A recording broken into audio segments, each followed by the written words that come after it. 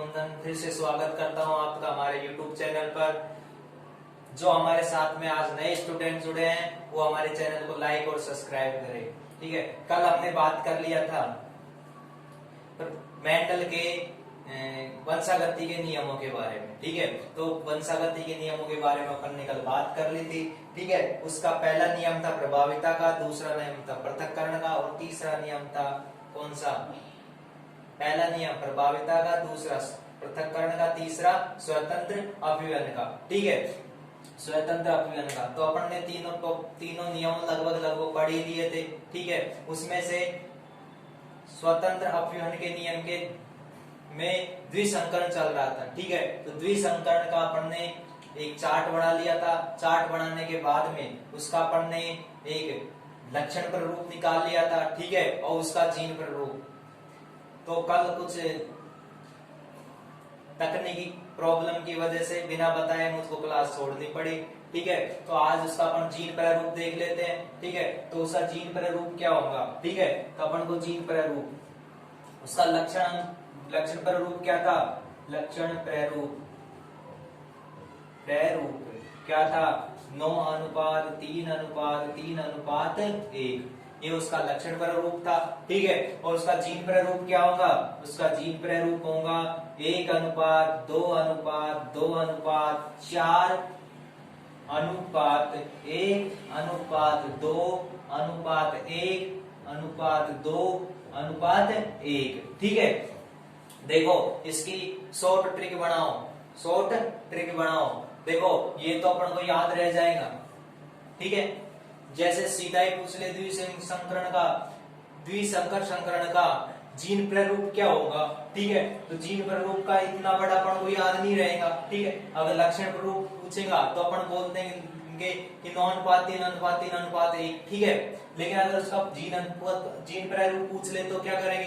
देखो इसको एक ट्रिक से याद करो। इसकी ट्रिक है 122, 412 और 121। क्या? 122, 412, 121 ये क्या है? इसका जीन प्रारूप है। ठीक है, 122, 412, 121। देखो 122, ठीक है, 122। फिर इसको क्या करो? 412 हो गए और ये क्या हो गया? 121। ठीक है, तो ये अपन को याद करने में क्या होगा? आसानी हो जाएगी। ठीक है, तो अपने तीनों जो नियम थे, ठीक है, वो क्या हो गए थे? कंप्लीट हो गए थे। ठीक है, अब इसमें से एक और पॉइंट बनता है। ठीक है, क्या पॉइंट बनता है? वो पॉइंट आपके बनता है कि भाई अपन ने मटर के बारे में इतनी सारी बातें कर ली। ठीक है, मटर के बारे में इतनी सारी बातें कर ली, लेकिन जो मटर है, ठीक है, उसका एक वैज्ञानिक नाम होता है। क्या होता है? एक वैज्ञानिक नाम। मटर का वैज्ञानिक नाम होता है, वैज्ञानिक नाम क्या होता है? पायसम सेटाइवा। पायसम सेटाइवा। ठीक है, ये अपन को याद रखना है। कभी कभी ऐसे पूछ लेता है, 1 नंबर का क्वेश्चन आएगा या आधे नंबर का क्वेश्चन आएगा, वो अपन से पूछ लेगा कि मटर के पौधे का वैज्ञानिक नाम लिखिए। ठीक है, या मटर के पौधे का वानस्पतिक नाम लिखिए। तो क्या होता है इसका? पायसम सेटाइवा। ठीक है, अब क्या बताओ? मेंडल के नियमों के वंशागति के नियमों का महत्व।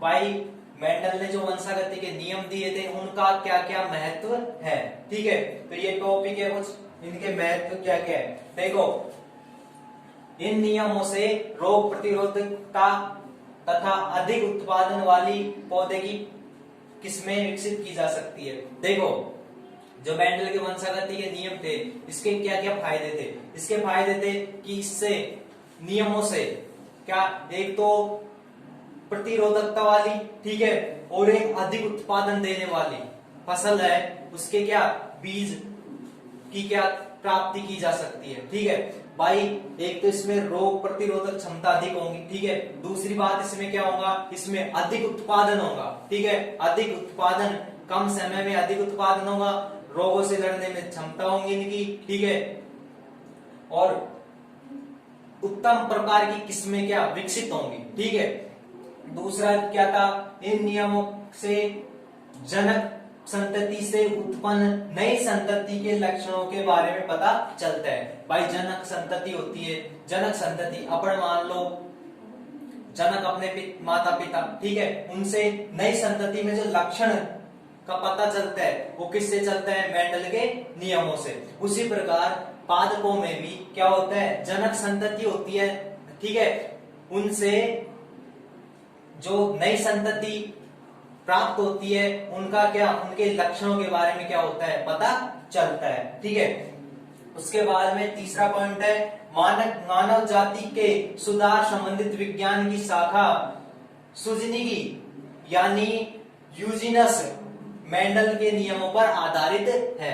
देखो मानव जाति है, ठीक है, इसमें कुछ एक भ्रूण के अंदर जो विकार उत्पन्न हो जाते हैं, ठीक है, कुछ एक डिस्टर्ब हो जाते हैं भ्रूण के अंदर, ठीक है, उससे मनुष्य का जो संतति प्राप्त होती है वो अपन को कैसे प्राप्त होती है, अपंग या कुछ और तरीके से प्राप्त होती है। ठीक है, तो उसके सुधार के लिए जो विज्ञान जिसको सूजनिकी या इंग्लिश में इसको यूजीनस बोलते हैं, ठीक है, वो भी क्या मेंडल के नियमों के ऊपर ही आधारित है। ठीक है, इसके अंदर यूजीनस के अंदर क्या किया जाता है, अब अपन से ये पूछ ले कि यूजीनस है क्या।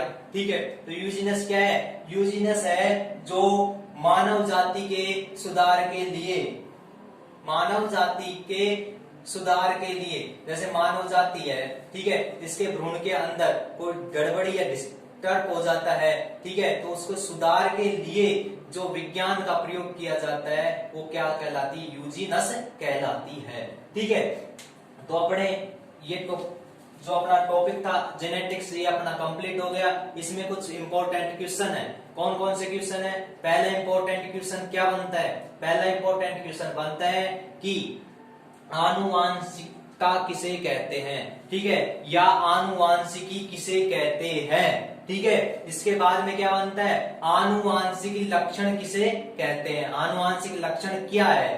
ठीक है, उसके बाद में अगला पॉइंट क्या है, अगला पॉइंट है मेंडल के जीवन शैली के बारे में बताइए। ठीक है, या मेंडलिज्म या मेंडलवाद क्या है। ठीक है, इसके बाद में क्या चलता है, इसके बाद में एक जो क्वेश्चन बनता है वो कौन सा क्वेश्चन बनता है, उसके बाद में क्वेश्चन बनता है कि मेंडल के नियमों का सफल होने के क्या क्या कारण है। ठीक है, तो अपन ने ये पढ़ा दिया क्या क्या कारण है। उसके बाद में क्वेश्चन बनता है कि मेंडल ने अपने प्रयोगों के लिए, मेंडल ने अपने प्रयोगों के लिए सिर्फ मटर के पौधों का ही चयन क्यों किया। ठीक है, मटर के पौधे का ही चयन क्यों किया। ठीक है, तो वो भी अपने पढ़ा दिया। ठीक है, इसके बाद में अगला बनता है कौन सा, कि मेंडल के नियमों की पुनर्खोज किसने की, मेंडल के नियमों की पुनर्खोज किसने की।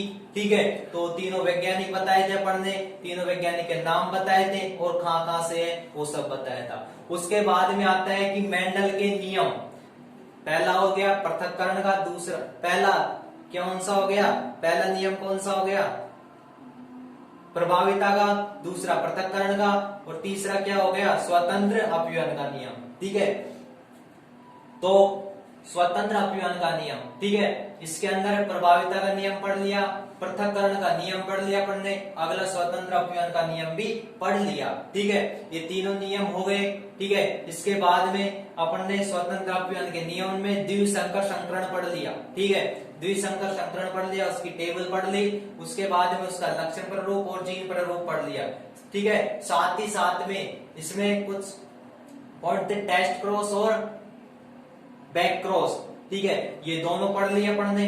इसके बाद में अपन ने क्या कर लिया, मेंडल के वंशागति के नियमों का महत्व, ये भी अपन ने पढ़ लिया। ठीक है, अब अपना ये टॉपिक क्या हो गया, खत्म हो गया है। ठीक है, अब अगला अपना टॉपिक होगा वो कौन सा होगा, अगला टॉपिक के साथ में अपन कल मिलेंगे। ठीक है, और अपना अगला टॉपिक कौन सा होगा, अगला टॉपिक होगा अपना मानव तंत्र। ठीक है, मानव तंत्र टॉपिक का नाम होगा क्या, मानव तंत्र। ठीक है, तो अगला टॉपिक होगा अपना क्या, मानव